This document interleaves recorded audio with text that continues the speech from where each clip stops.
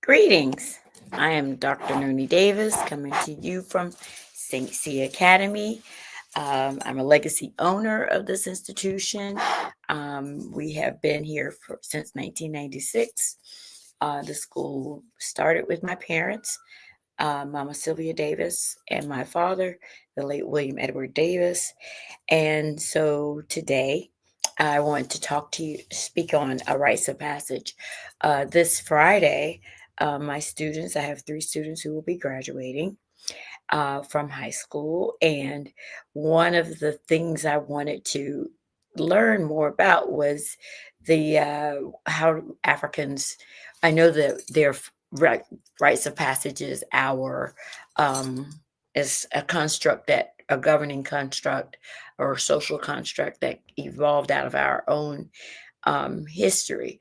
But just how does that apply to this particular celebration that we're getting ready to engage in? And so, did you even know that graduation is considered a rites of passage? It's a ritual rites of passage is a ritual that begins with the birth of a child. And in Africa and other cultures, I understand that the ceremonies are in Africa, but also they're in what is it, Japan. The Native Americans do this, and Jewish people, and in Indian people, and Asia also participate in this or create these rituals for newborns. Um, it begins usually, like I said, with the birth of a child, and in Ifa, they have the naming ceremony in the Yoruba tradition. And like I said, these naming ceremonies are all over across the world. Um, let's see what according to this guy named Tito Manata. And these ceremonies have social significance for different ethnicities around the world. So, what I want to do is first just look at the different types of rites of passage. Most of us know they do begin with birth. And then the second one is the adulthood, transition from youth to adulthood. The third one is marriage or in parenthood. The fourth one is eldership. And then the final one is that of ancestorship. And so this is the cycle of rites of passage in the African worldview, the lens of Africans. Um, so the rite of birth is the first one with the naming ceremony. And the naming ceremony initiates the child from the spirit world uh, with a message from God and the ancestors. So this is taken very seriously in African culture. There is children are believed to bring new life to the community. They bring a new set of talents and gifts. They come with a purpose, a vision, a mission, straight from the ancestor realm. And so before the name is given to the child, the family is expected to go and seek counsel from a babalao or a priest, um, with the family and the entire family to find out who this child is and what guidance they need to provide to make sure that the child accomplishes it fulfills its purpose on this planet, his or her purpose on this on the planet. Um, the naming ceremony requires that they seek spiritual advice. And wherein in European cultures, we usually have baby showers, which are a tradition that emerged after World War II. So I did not see anything about European naming ceremonies. I'm sure they had christenings. We know that, especially under the in the Christian faith, and in the Catholics definitely did that. And I had a christening I was born in France and christened at the Notre Dame Cathedral because my mom at that time was practicing Catholicism, and they both of my parents are also military, so that's why I was there. But I'm an American citizen. Let's keep that straight. Anyway, and so a child may be the closest oh, wait a minute, let me see. So often the christening of a child may be the closest thing because this is a time where spiritual advice is sought as to who, or I mean, or prayers are made over the child. And then you also have, it involves a water baptism. So a christening is more closely aligned with the naming ceremony. Than the, and because I didn't even think my name christening, I was given the name Bernadette. So so there is a naming that's given to you at the christening. But we also know that Catholicism comes straight out of the ancient Egyptian practice. So that it's still very African, still very African. So African naming ceremonies also believe that the name of the child should reflect the child's purpose. They usually occur when the child is 7 days old, and the child is given a taste of water, which symbolizes purity in life. They're also given a dab of honey on their tongue, which symbolizes the sweetness and prosperity. They also get salt, which is protection and preservation. They also get coconut, which is supposed to represent fertility and abundance. They're given palm oil, which is symbolizes wealth and nourishment. And then usually a cola nut is also included with with hospitality. So I'm going to just show you these. I guess I just went through them, and this is an example of a naming ceremony. And they've got the drumming and everything. It's beautiful. And so these are the cola nuts, and they're bitter, but they celebrate, also symbolize the bitterness of life, but they're also hospitality, and they're used in greetings, and they're also used in marriage ceremonies. And then you have the honey, which is also the sweetness. You've got the coconut, which is fertility and abundance, and you've got the salt, which was the salt was what now? Let me remember what the salt says. Protection and preservation. You've got, oh wait, that's the, oh, that's the palm oil. Sorry. That's the palm oil, which is wealth and nourishment. And now this is the honey, which is sweetness. And then water. And so which represents here purity and life. And so those are the elements.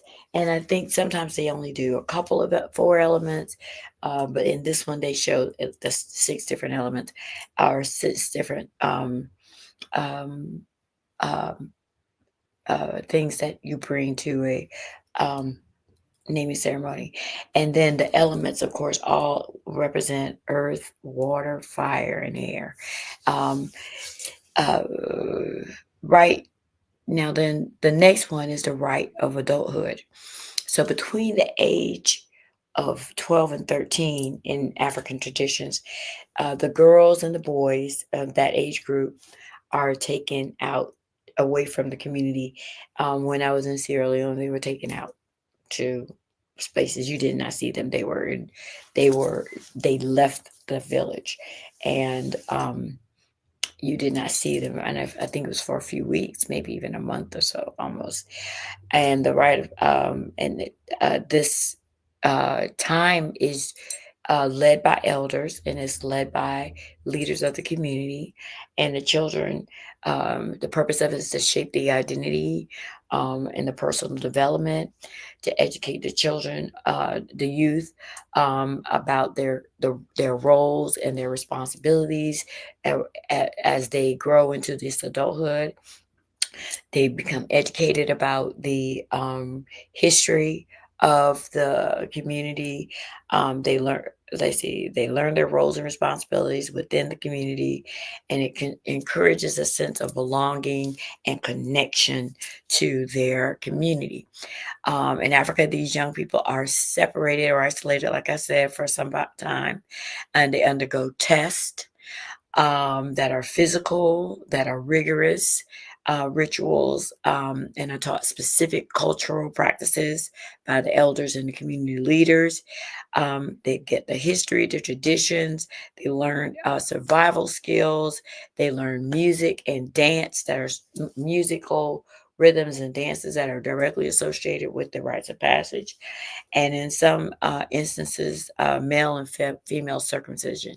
So we know that um, there are still some, Western opposition to female circumcision, but you know, I I'm not going to go into that because I was not raised in the culture and I have not been taught the meaning of it. So I am not in a position to make form an opinion on it.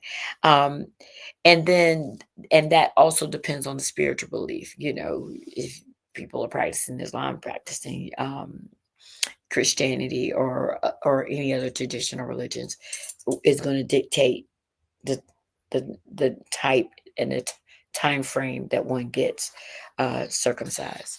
And so the next rite is that of marriage. Um, okay, so rite of marriage, and this is to ensure one's lineage and perpetuity, right? So it's the joining of two families. Um, Often in Africa, these arrangements occur probably they begin to occur once people go through their rites of passage. Your wife could be when you're 12. A year-old boy, you may be chosen. Uh, you you may have already your family may have already selected someone to be your wife, and at that time, though, that's the next thing that happens. You're being prepared for marriage or whatever. Um, the marriage is a spiritual union between two families with much prayer and spiritual counsel. Once again, given in the traditional practices, there are cleansing ceremonies that both partners have to go through, and there's several prayer sessions, and so there's a lot of preparation beforehand before one enters into a marital union. Um, that is they have to honor the ancestors, strengthen familiar ties or bonds, unite the couples, or which is uniting the two families. You have a community celebration and support, and then there's also an accountability because these people have stood with you at and gone through these rituals with you. So now they are accountable to you to support you as in your marriage. Um, there's also a bride price, which I think they still celebrate. I have a funny anecdote. One of um, my sons, as father, had another younger set of children, and so um, the young boy was had a crush on one of the older girls, and told her that he was going to marry her when he grew up. And she said, "You can't marry me. You don't have any money." And he said, "I have 4 cows." It's hilarious that a 4-year-old can tell somebody that they already have 4 cows. So he was working on his bride price. And she was like, "Four American children. We don't have no idea what that means," but that was like an engagement ring, basically. So anyway, so in Africa, unlike Europe, we are beginning to practice these same kind of modes. We'll have a European wedding, and then we'll have an African wedding. Well, in the African traditional wedding, the colors are bright and brilliant. It's not white to get married. Uh, the uh, the colors, red is usually there somewhere for love and fertility. Your gold is usually in there for wealth and prosperity, and green is for abundance. And then there's always cola nuts, which are the bitters, but they're also uh, um, symbolizing the unity of the families. And then there's a pouring of libation, which is honoring the ancestors, pouring water into a plant or pouring water directly into the soil with a prayer and a remembering of ancestors. So then you have the rite of eldership, and that's a jagna. And so for Africans, eldership is not just getting old. A jagna is a person who has, and this is an Ethiopian term. This is a person who has demonstrated integrity. Um, uh, they are of good character. They practice ma'at, harmony and balance and justice and order and truth and righteousness, reciprocity and prosperity.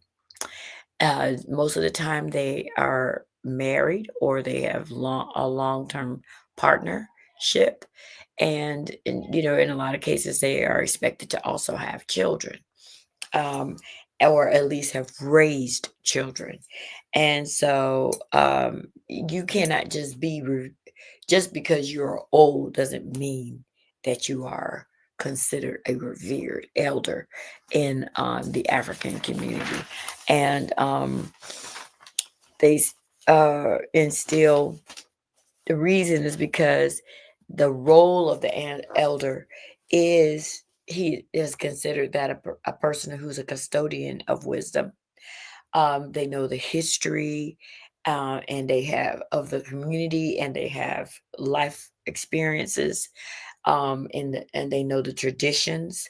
Um, they are preservers. They're considered preservers of cultural heritage, and enrichers. They enrich the community. They're advisors to the youth, and they instill identity and belonging and continuity of cultural practices and values and authority. This, now I forget, I am not doing what I'm supposed to do. I'm supposed to be giving you providing the websites. And so, for at the beginning, when I said the rites of passage, this comes from five African rites you should know from the human growth for human growth, and that's the history and culture, written by this guy Duago in 2021. And then Only One Africa is where I got the information about the rights of adulthood. And then Radar Africa is where I got the information about um, the eldership. And let's see, so uh they leadership and authority in the community decisions, and like I said, they have to have integrity. They have to have a deep understanding of communal dynamics, and they're as the elders are considered to be the pillars of strength, stability, with a collective memory, and aspirational. They are aspirational, and we know that because when we're reading about learning from our elders, we revere them for that reason. Those with gray hair, because they're supposed to uh, uh, show us the way, based on what they have experienced, and not necessarily to do it the same way that they did it, because like we said, we know that for the rites of passage of the naming ceremony, we believe that these children are babies are coming in here prepared for what they have to do in their generation. And so it's not going to be the same, but wisdom is wisdom, what understanding is understanding. And so the elder, a revered elder, will keep that in mind as they're giving advice to young people. This, in your age and in your path, these are the things that we need to maintain. These are the things that may need to be discarded, depending on the situation. But we are supposed to be helping our young people to walk in their path and fulfill their path and do it with dignity and righteousness. And like I said, practicing ma'at. Um, the rights of ancestorship, because that's something that a lot of times we don't think about. We know that folks die. We know that elders transition, but I had never thought of it ancestorship as a rites of passage. But now I'm like, okay, so all right, I got that. And so that this is the last rites, and Africans believe that transition to death does not mean a disconnection from the family or a community of the living. And we know that, and that idea that your ancestors are he always with you. Yes, now I got to acknowledge that that's a rite of passage. Um, Ancestors are considered the mediators between the living and God, and so these they're honored by altars that people set up in their houses. You have, an area where you have their pictures. You may have something that they like to do, like I have a bottle of fingernail polish, just my aunt, Isoline Levon, who I'm named after, Levon. Um, Loved to paint her fingernails. I remember her doing that all the time. What did they like to drink? What did they like to smoke? Her grandfather, someone like the little cigarette there. And um and then also, and that's another thing about revered elders, you cannot be a drunk. You cannot be a person who is uh has a lack of self-control and a lack of self-discipline. They're very specific. It can't be that else, an ancestor or a revered elder or considered a great ancestor if you had those issues. But you have clothing, you have food that they may have liked, birthday cake or um, coffee or whatever, with candles lit on that altar to honor these ancestors, and then prayer to and asking them to protect you and to keep you out of trouble and all of that. That is what we do with our ancestors. And so um let's see, I wanted to now tie this back into graduation. So graduate in ancient Mali, in ancient Egypt, I could not find a lot of pictures to celebrate these things, but I'll see what I did find. What I did find here. Oh, this is a rites of passage program. I think in here in the States. Here's a one boys to men what's and I think, and I can't remember where that is. And then this is a marriage right experience to be traditional weddings. I think that's Zulu people in South Africa. And as you can see, no white. This is, they're celebrating in their traditional garb. But now here we've, since May, we've been in a graduation of our students. And this is their rites of passage. This is their rites of passage from school, regarding school. They're senior, they've completed all of their credits, they have met the standards for academic excellence to pass these courses and to move on to the next phase of their life, whether it be attending college, attending a community college. All of I have three young ladies. The oldest is 16, and two of them are 15 years old, who will be graduating this week. Um, we, the youth in Kemet, let me see, do I have it? Oh, here is an example of schooling in Kemet, but it did not have an ancient uh, they didn't show their clothing. This is also a picture of a young man in Mali. And so multi-traditional clothes, but that in our traditions, our kids wear certain colors. And so for me, my students, our colors are purple and gold. And they have the Janame symbol, which means fear none but God. And that's in the gold. And the gold symbolizes, I think I said it, prosperity and wealth. But purple also, let's see, is a celebrate in the Yoruba Ifa tradition. It celebrates special occasions, which this is a graduation. It celebrates life's milestones. This is a milestone for Americans, high school students. It symbolizes power, wealth, royalty, authority, and respect. And so those colors are our graduation colors. Our children will be wearing a buba with a kufi, and the kufi is also trimmed in gold. And then they also have, we're going to attach box, those square little things on the top, diamond shaped things for because they've already decorated it for their cap and gown kind of thing.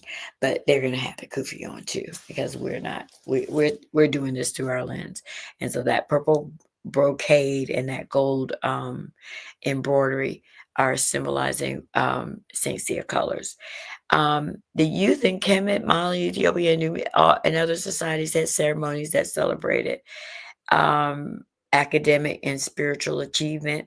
And our graduation honors and our honors, we're going to also give out our certificates for our students who excelled had academic excellence, and also for I can't remember, it's not beatitudes, but those who demonstrated other qualities like kindness and gentleness and responsibility and taking care of others. And we will use adinkra symbols that will um, represent those symbols that represent what their interactions with others. But then we all, like I said, we also have those who were the high achievers in their classrooms. Um, our students, I think I just said that. Okay, with the theme for symbol. Okay, and so this we celebrate this historic milestone for these children. Like I said, they're young.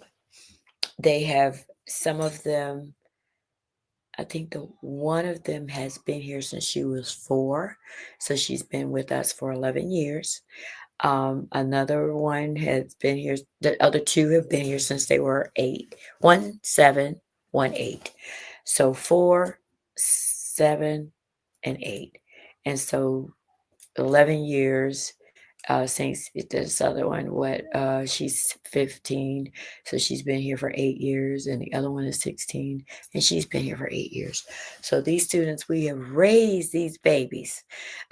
St. Sia has raised the babies. And so we celebrate this historic milestone and pray that they have learned what is necessary to move on to the next phase. Because of their age, we're encouraging them to do derm tech, to just because they're going from this very small environment to a college level environment where they have older students. And so, the parents were a little cautious about that. And I agree, let them take their time. Um, One is aspiring to be a engineer. The other one is aspiring to be what does she want to do? No, caught, clothes design. She's a really amazing artist. And the youngest one, is also an amazing artist. I think she wants to go in graphic art design, and actually, these girls are really smart. They could do anything. They really could do whatever. So I wouldn't even limit them on what they're doing right now. But We just respect their choices when we pray that they would, as they move through each stage of their rites of passage, that they would be successful and they would practice ma'at, harmony and balance, justice and order, truth and righteousness, reciprocity, and prosperity when transitioning through each phase. Ashe, ashe.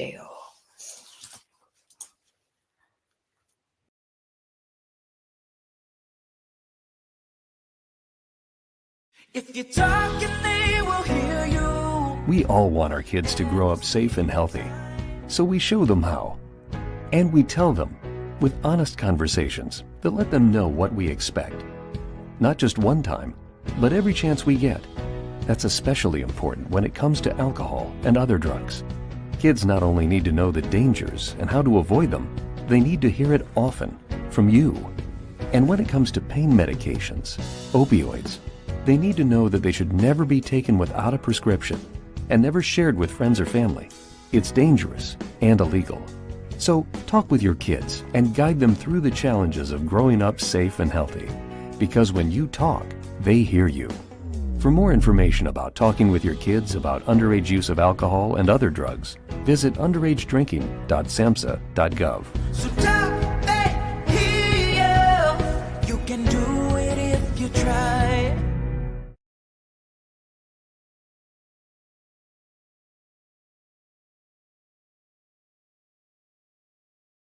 I'm a St. Sya student. Of course I walk into the sound of drums. I'm a St. Sya student. Of course I know my mom.